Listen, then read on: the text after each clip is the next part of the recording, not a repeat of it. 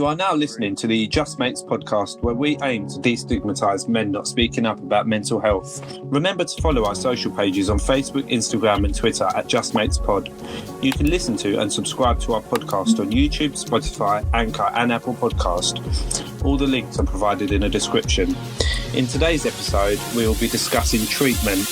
We'll discuss apps, mental health apps, medicine, antidepressants, any of that kind of new research that's come to light at the moment as well. Yeah, we haven't really looked too much into this side of things, mate. I mean, the only real thing that's kind of relevant, which I have experience of, is using an app, Headspace. Okay, yeah. Yeah, I haven't, but when I went to a counsellor, they actually advised I'd try it out and give it a go. And the trial phase, it's not really a trial. You could just go on and use a couple of free things. It's actually quite good. Okay, so just for the listeners, can you explain what Headspace is? Oh God, it's like from what I can see, it's like a guided meditation sort of app. Okay. And you can set for the section I used, you can set timers for how long you want to do meditation. So it could be I think it's a minute. I'm probably doing it wrong here, but it's a minute, 2 minutes, 3 minutes, 5 minutes. How much time you've got, and you do the first one, you're whoa, that actually works. It makes meditation really easy and simple. And they've also got different categories which you can look into for.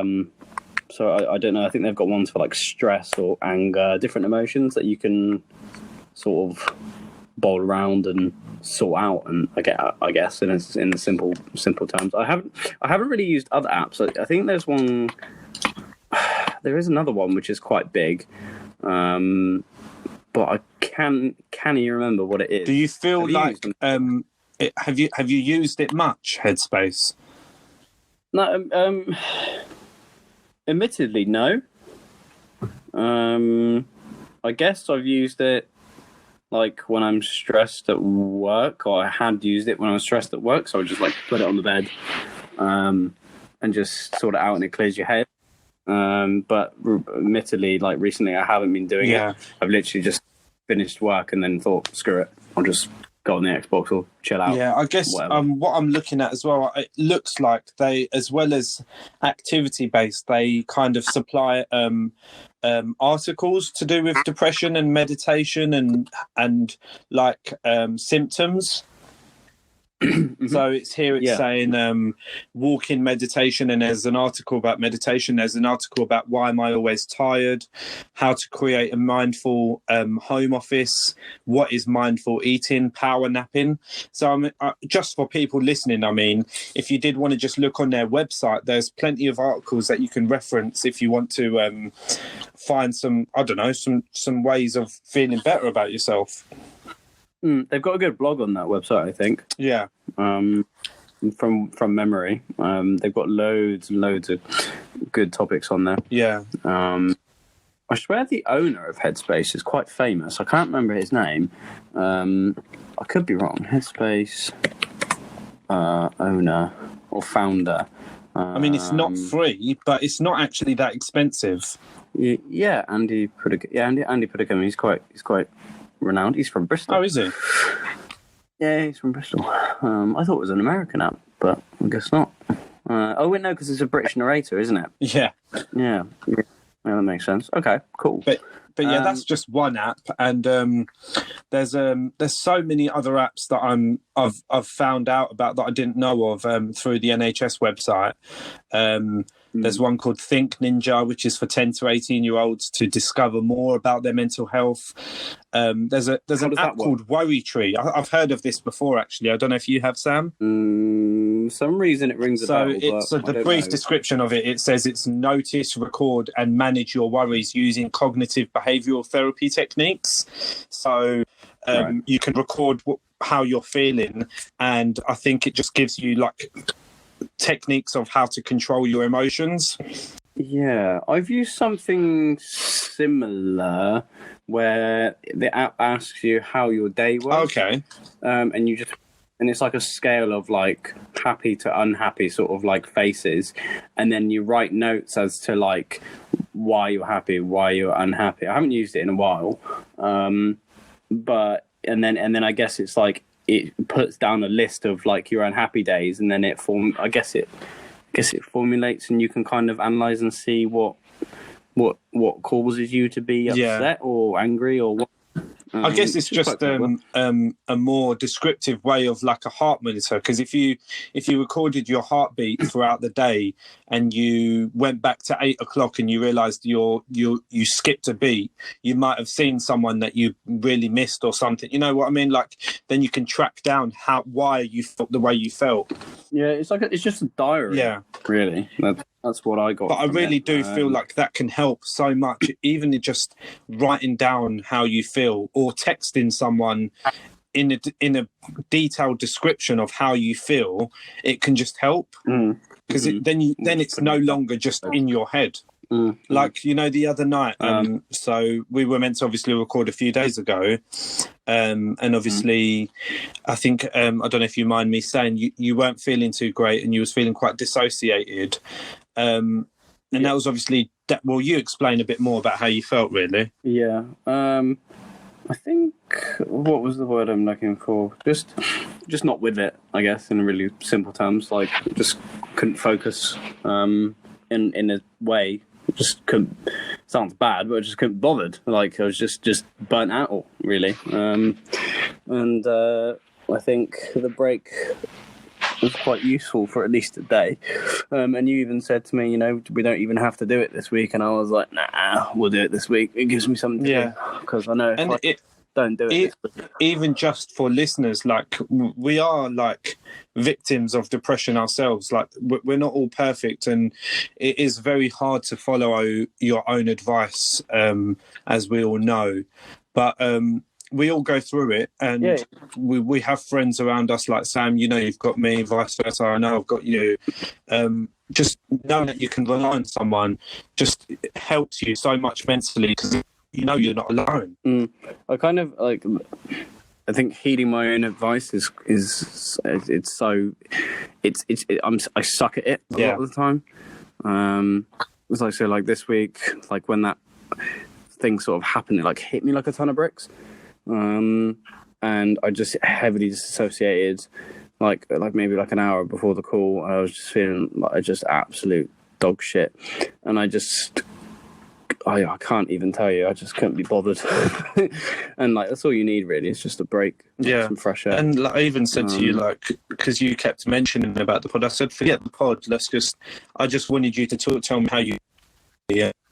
I guess sometimes it's maybe that we know we're going to record is kind of a stress in itself, that I've got to make time for this. And I know it's something that we enjoy doing, but at the same time, it's still work either way. And sometimes you just need to be in silence and not have anything to do, like, you just not talk. Yeah, and that's especially useful. Like, what I'm in this like frame of mind now where it's like I finish work and I don't want to do anything. Yeah. I think as well, like, which is, I guess, you can get into like this cycle of work, and not feel motivated to focus on anything else. And it's so okay to feel like that. It's normal. It doesn't, and this is the biggest thing for people that suffer with depression and anxiety, is outside perspective, on face value, it looks like that person's been lazy, but it really, if you look down to the core of it, it's not about laziness. It's just about having the mental capacity to be able to do the normal things. Yeah, and you don't want to force stuff on yourself when you can't handle it, really. Not at all. Just going back to the whole subject here, I'm talking about apps in particular. I read like an interesting sort of paragraph to you before the call. So this is like, I found it like 2 minutes before the call, but it's from something called M Health. It's basically like an accredited article. Mobile apps have significant potential to deliver high efficiency mental health interventions, given the global shortage of psychiatrists and the lack of mental health care access in rural regions. Apps have emerged as a viable tool to bridge the mental health treatment gap. Technology is well poised to transform how mental health treatment is delivered and accessed, but this transformation requires the combined mobilization of science, regulation, and design.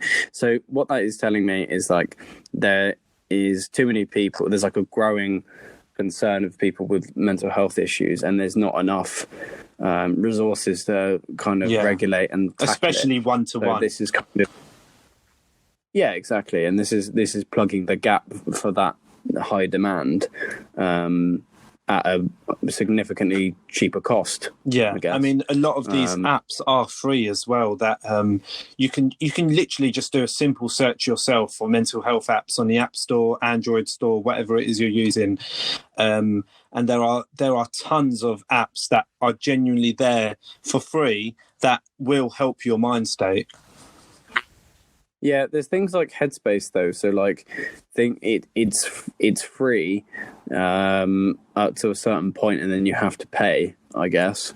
I can't remember how much it is. Maybe like 30. I think it was 50 quid for the year, but it's like you can have an annual subscription or a monthly.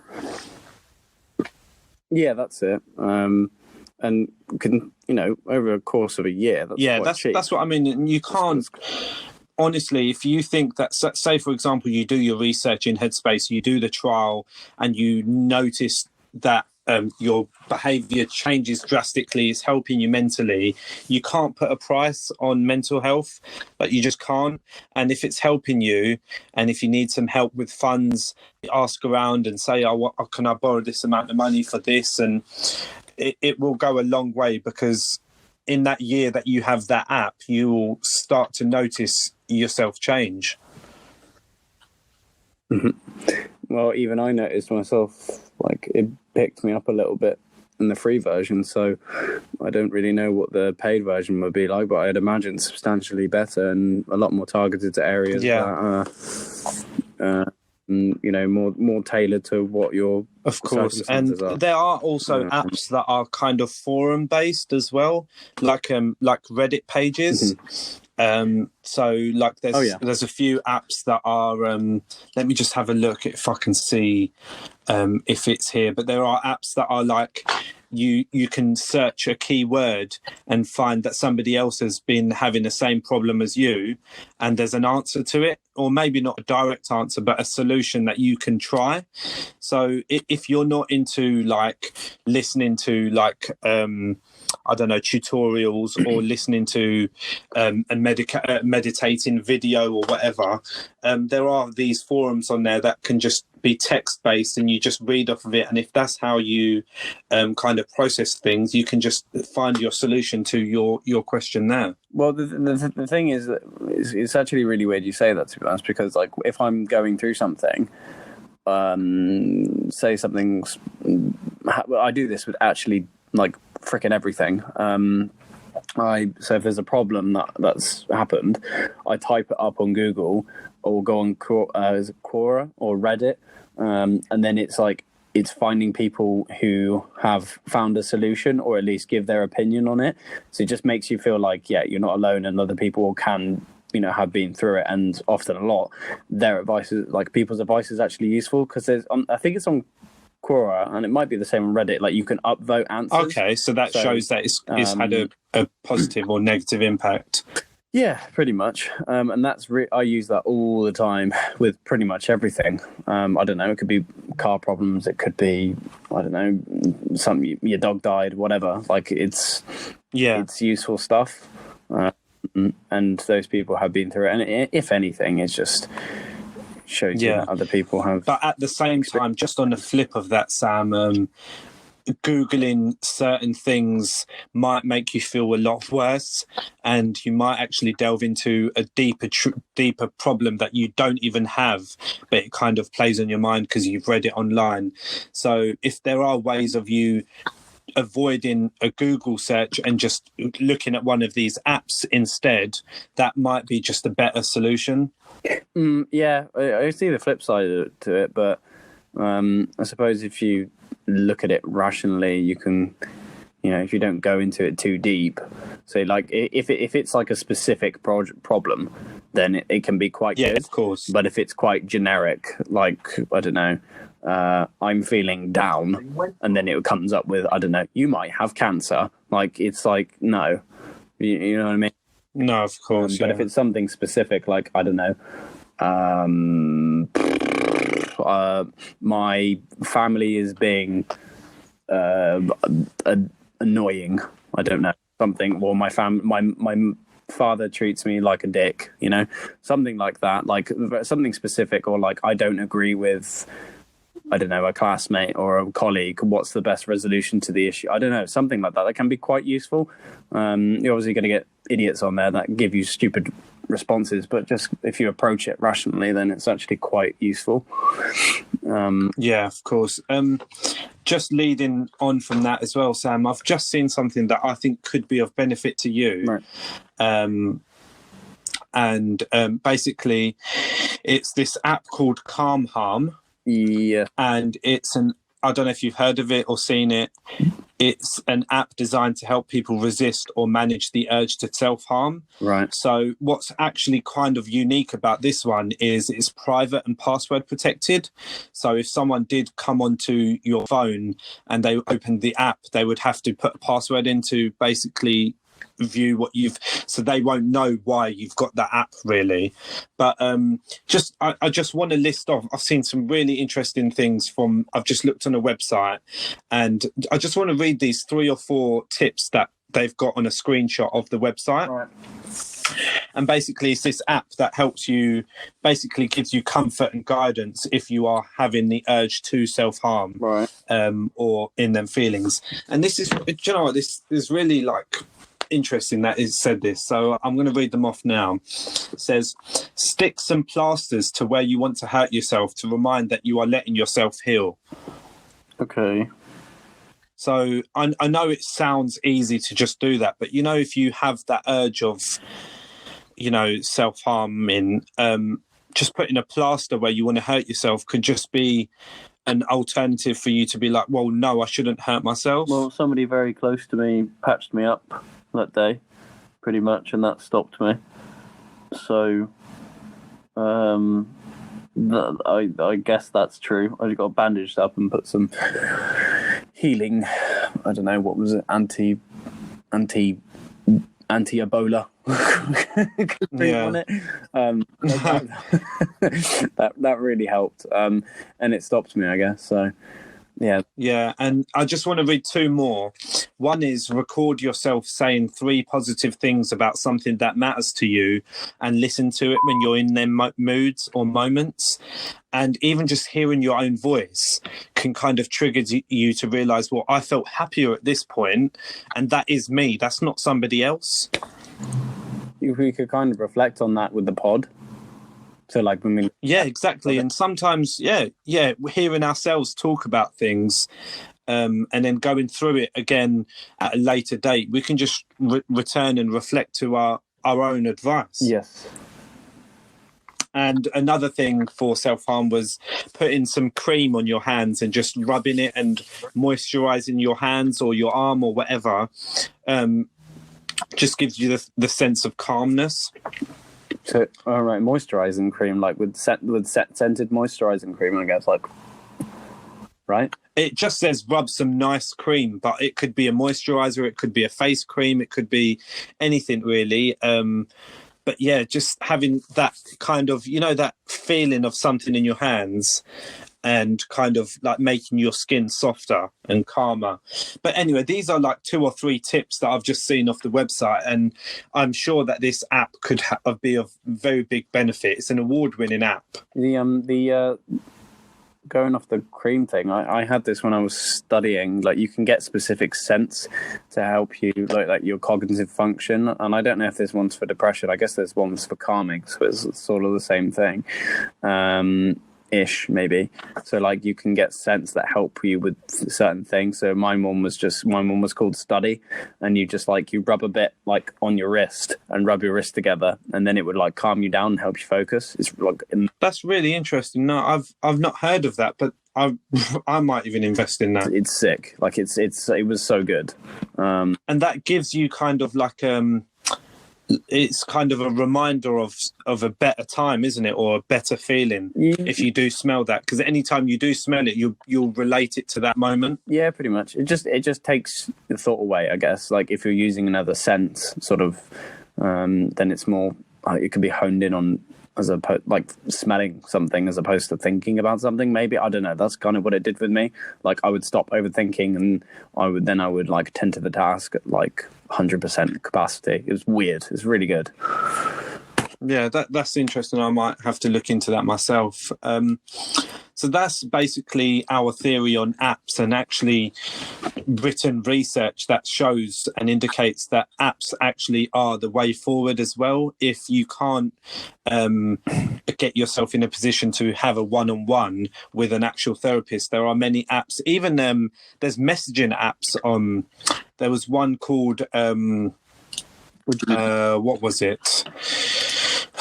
IESO, and it connects you confidentially and securely to mental health therapists, and it's free in some areas. You'll just have to check. It's IESO, but it's just an instant messaging app. Okay, I didn't know that. So that's quite interesting. So if you don't want to text someone and you just want to go onto this app and keep it more secretive, you can just, it's like a messenger based thing. Sick. I didn't know about. So yeah, that would be a nice one if anyone wants someone to talk to. But the other thing that we kind of mentioned was we don't want it to sound like we're promoting it, but ketamine was a big thing in big studies, and it's been ongoing for a long time, and it acts as an antidepressant. Yeah. I can't remember, because I came across this and I was like, we were thinking about what topics we were going to talk about, and I was thinking, well, what's new in the pipe works? Is that the right term? Oh yeah. What's new basically to help treat things, and what's upcoming? And I watched like it might have been a documentary or a podcast where they were I think it might have been even Joe Rogan, the podcast, basically saying like, I know magic mushrooms is becoming therapy to help treat depression, and I think he said something about like microdosing them sort of thing. And there's actually an article from online from Medical News today that actually shows this. So it says, in clinical trial, patients with major depressive disorder who were given 2 doses of I can never say it. I'll just say mushrooms, along with psychotherapy, showed a reduction in depressive symptoms. The psychedelics' therapeutic effects persisted for up to 4 weeks with minimal side effects. So that's one thing. And then I thought about, so it even mentions here, new antidepressants are ketamine-like drugs that show high therapeutic response. In 2014, a meta-analysis report replacing antidepressants with hallucinogenics, mushrooms, and then it goes, like, so I'm reading this article here. It says, new antidepressants are ketamine-like drugs that show high therapeutic response. A 2014 meta-analysis showed that roughly 0.5 milligrams per kilogram of ketamine effectively reduced depressive symptoms. These effects also lasted for 2 or 3 days after treatment. However, there are some drawbacks, obviously, because it's ketamine, I guess. But like, I don't know. Yeah, it's like, and it's obviously very taboo, the word ketamine, it's incredibly taboo. Obviously it's not linked to many positive kind of scenarios. Yeah, not at all, and obviously for the right reason. You know, if you take too much of it, then, you know, have you ever heard about this thing? What do they call it? Yeah, they get hole and stuff. And no, of course not. But not a obviously, drug. just like anything, taken in moderation, taken in the right doses, taken in a prescribed kind of basis, it will have a positive impact. And what's interesting to me is, obviously, I hadn't looked into this, and you mentioned it, is in this article it even says that this research about ketamine being an antidepressant has been ongoing since 2000, so that's 20 years ago.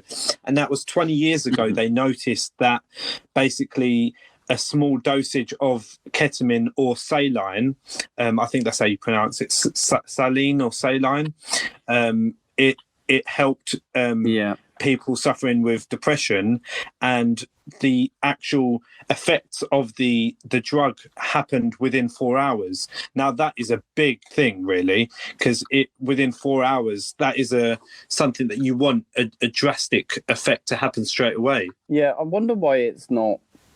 Well, I wonder why it's not like being.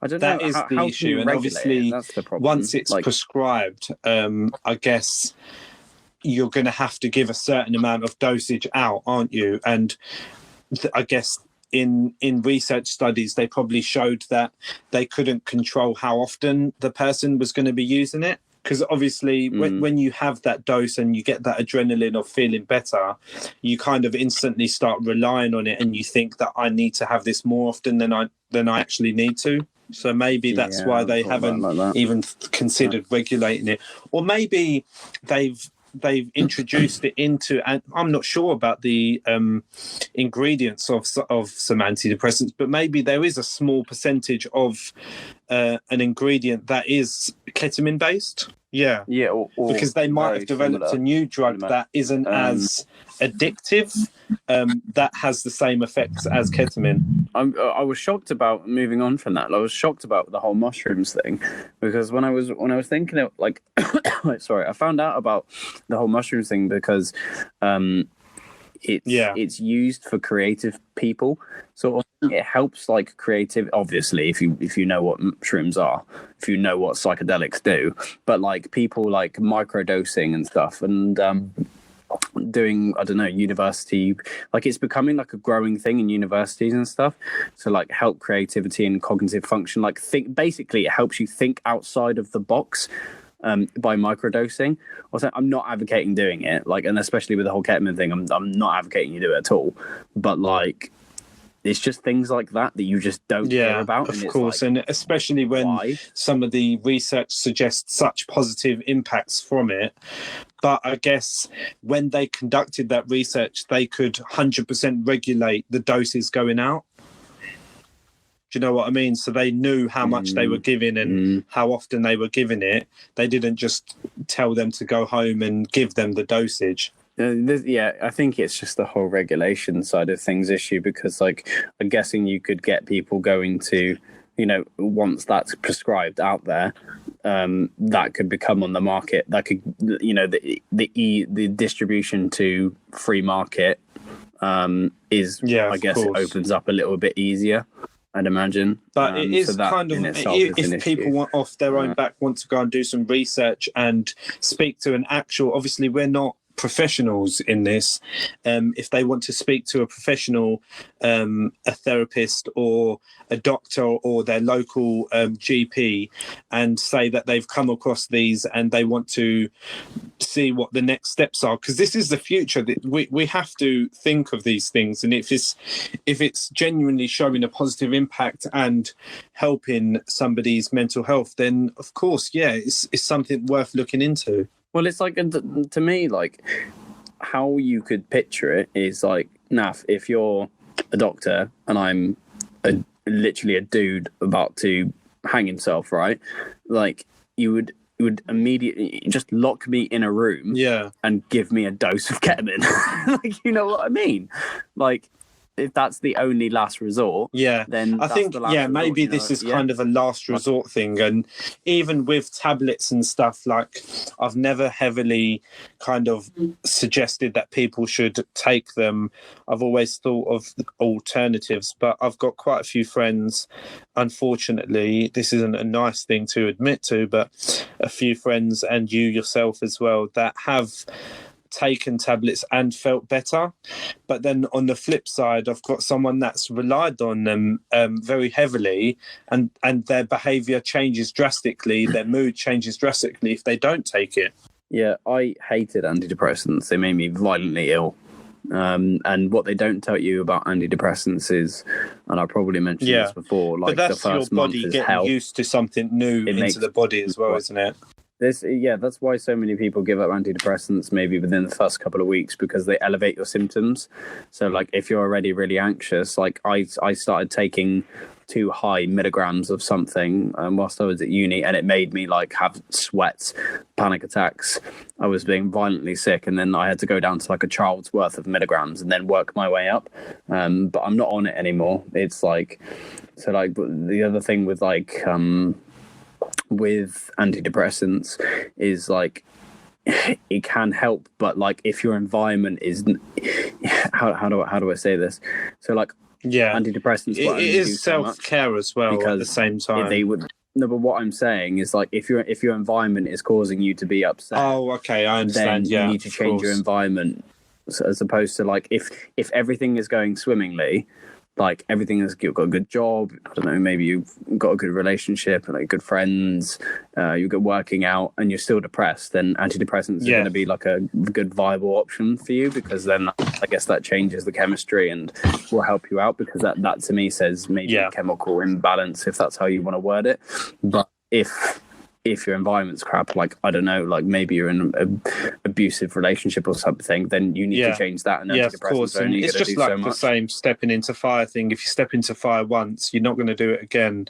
You take yourself away from it. So in that same situation, you can't rely on a bucket of water being there every time you step in a fire, because you're doing it to yourself, kind of thing. So of course. So that's a really good point, actually, Sam. And maybe people that are taking antidepressants haven't thought of it in that way, and thought that there's something environment that's causing me to feel like this, and they're just waiting on these antidepressants to heal them, whereas they're not actually looking in their direct vicinity of what's in their radius and what's actually affecting their mood. Well, it's like, you have to look at it from a point of view. It's like, it's not an ecstasy pill. Like, it's not. Like, you can be in an absolute, I don't know, I don't want to sound bad with saying this, but like, you could be going through absolute hell in your environment, and you take an ecstasy pill and you're perfectly fine, you're happy, everything's love, right? It's not that. It's not. It's a completely different thing. Again, I'd just like to reiterate, like, everything in moderation. And if you do find that the medication is helping you, that doesn't mean that you have to take it more regularly. Still take it at its own pace and what's recommended via the GP or your doctor. And you will find, like, because the first month is hell, and you kind of think, well, it was for me anyway, it works different for different people, but like you probably after that first couple of weeks you're like, I want to give up on it, like, because it's not doing anything. But like, you just have to be persistent, and it did help me with a couple of things. But I think the reason I was depressed a lot of the time was environmental, to be honest. Which is, I guess, why it didn't really help too much, but it helped in a certain way. I don't know. It was just leading off from that, it was just to show that there are studies of like so-called hard drugs that have been implemented in somebody's medication that has actually helped. And if you want to do your own research, feel free and speak to your doctor or local GP. Yeah, don't get it illegally. You don't know what that's been cut with, honestly. I just wanted to lead off on, and it's been quite a few weeks now since you've had that that light. So I just wanted to basically come back and ask you for your feedback on it, and like, how has it helped? I love it, mate. I love it. So just for the listeners, a few weeks ago you were given this light. It's not the Lumiere light, is it? It's just no. Yeah, like Sauron's, and I remember FaceTiming you, and it was like completely like beautiful lighting in your room, and I was like, "What is that light?" And you was like, "Oh, it's that thing." It made such an impact. Yeah, it does. It's just, I don't know, just eases your mood. It's I don't know why. I think we said something in like a previous pod and explained it, like, you know, scientifically, if you want to say it that way. We didn't really, just kind of read something off the internet, but like, no. I think I've been meaning to, and after seeing it the other day on FaceTime with you, it was quite interesting that it, even through the screen, it impacted me. So I can't imagine the effects it's having on you. Yeah, well, just the light I've got above on the ceiling is just absolute tripe. It's dreadful. It just makes you feel like crap. But this, like, yeah, mate, it just illuminates the whole that's room. good, it's mate. like, oh, it's so calming. So the topics we've covered are mental health apps. Feel free to do your own research and find some. We might put some in the description that you can reference, but that Calm Harm was a really big one that I feel like, not to promote it, but yeah, it was really, really interesting. The IESO, it's like a messaging-based app. It's free in some areas. If you want to have a look where you are and see what it's like, that's another good one. And obviously Headspace, which is what you recommended. Yeah, there was also this like subject that I was going to mention very, very, very, very briefly. But have you heard about this Elon Musk's Neuralink thing? It's mental. What is it? Mate. Sorry, it's absolutely mental. So like, give it a Google. Type up Elon Musk. I think it's Neuralink. So he's got his own like company for him. He's got like 5 now. Doesn't he? He's got Tesla, SpaceX, the boring company. And it is. He's doing this other thing. I think it's called Neuralink. Yeah. So like, basically, they take out like a fraction of your skull, and then they put like this link in, sort of, right? And it, at the moment, they're doing trials to kind of help stop people having seizures, maybe Parkinson's, like medical conditions, right? And it's going to become like an actual regulated thing that they put in place, and apparently it's quite a quick process that they can do. And like he mentioned that maybe even in 5, 10, 15 years, I can't remember the exact time frame, that it would help boost cognitive function. From science and from just how we are built, we don't have full access to our brain. And from what I'm reading, I'll just read literally the brief description, what it says when I've clicked on About Us. It says, Neuralink is a team of exceptionally talented people. We are creating the future of brain interfaces, building devices now that will help people with paralysis, and inventing new technologies that will expand our abilities, our community, and our world. This is dangerous. Yeah, you think about it, mate. This is like next level stuff. This is like full on integration. I don't know if you've seen that film. Biology. I think it's called. Mental. Oh, what's it called? Is it called Lucy? Have you seen it? So it's called Lucy, and basically, there's a group of drug dealers that are transporting this drug, but to get it around people, they find these victims, and what they do is they basically do open surgery and put the plastic sachets of these pills in people. So there's a big plastic bag in these people, and basically what this drug is, it gives you access to more of your brain, and basically there were like 100 pills in this person's like stomach, and for some reason she was injured, she was beaten up, and basically inside her body the bag split, which meant the pills went directly into her blood. Mm-hmm.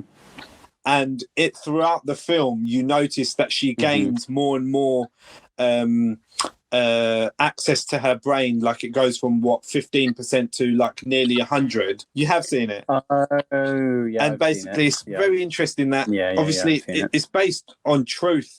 Well, truth on the sense that we don't have full access to our brain. But what Elon Musk is doing is beyond. Well, I don't know. Well, he's just saying it's for medical reasons at the moment. From memory, he said like your brain is kind of like a circuit board. So like when something kind of fails in it, and I don't know the science behind it. So like if you have Parkinson's, or like a seizure. If you have like a seizure, then it fires like a counter electrode. I don't know how you bloody say it, but and it just sorts it out. So that's something pretty much for the future, and I was kind of thinking along the lines of that. Like, is that could that be used in the future? That's an interesting read, actually, and I'm not sure, man. I'm not sure how much I would trust it, but it is very scary. But it just goes to show how much access there is to via science and via money that we can actually probably cure so many of these common disabilities, you could call it. Yeah, pretty much, mate. And you just don't know the extent of which it's going to be taken. I think he said like they're doing human trials soon. Like if you think, and he's only been doing that for like a couple of years, if that. It's like if the trial is soon, then it's a scary world we're living in, mate. So just to wrap up then, Sam, obviously mental health apps, ketamine, and Elon Musk. That's a very weird one. As well, I just wanted to say, obviously, what do you call it? Christmas coming up. Lockdown, obviously, we've just had, we're going into tier 3. I don't know if you've heard, Sam, or read or whatever. Obviously, it's going to have a massive impact on businesses, business owners, people that like to socialise as well. And this year has really been kind of a big hit for a lot of people's progress. And I've said this in most episodes, but I think I just want to put out a message saying that as horrible as coronavirus has been, things will get better, and we're still here, we're still breathing, and there's so many things. I know it sounds very cliche, but there's so many things to be thankful for. And I'm just glad that I've got people around me and people like you as well, Sam. Like I know that we've got each other to support, really. Well, there's a lot of drawbacks, but there's also been a lot of, I don't know. How do I say it? It's like it's just tough reality, and it's made a lot of things crap, but it's made a lot of things good. Yeah, of course. Like, and there's always. I think going forward, it's just we've just got to fuel whatever's happened this year to build a better future for ourselves and kind of develop how we are as people. But thanks again, guys, for listening. Episode 28 coming on to 30 soon. I still find it honestly unreal.